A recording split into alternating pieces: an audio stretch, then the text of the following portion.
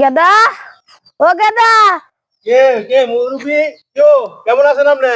নাতিনের তো বিয়া বাও করে লাইছি। হ্যাঁ, কই বাকছেন? বিয়া বাও করছি উত্তরপাড়া রইজি। হ্যাঁ, চেয়ারম্যানের মানে মাইয়ার লাগে, বন বন বিয়া বন পোলার লাগে।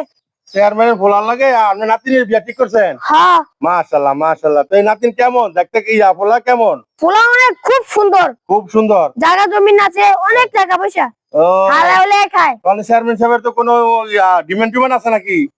চেয়ারম্যান সাহেবের এলাকার জমিনের নেই অভাব, তাহলে আর কি থাকতো। ওই মেহমান কজন খাওয়াই দিব?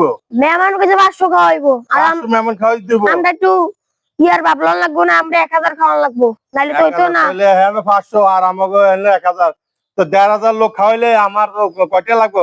প্রায় তো 10 লাখ টাকার উপরে যাবো গা। হ্যাঁ, বিয়াটা জান লাগবো, চেয়ারম্যানের লাগে বিয়া দিলে হ্যাঁ। আমি টিয়া ইনকাম করতে পারবেন।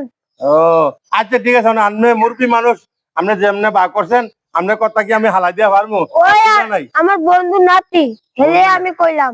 ও আচ্ছা আচ্ছা, ঠিক আছে।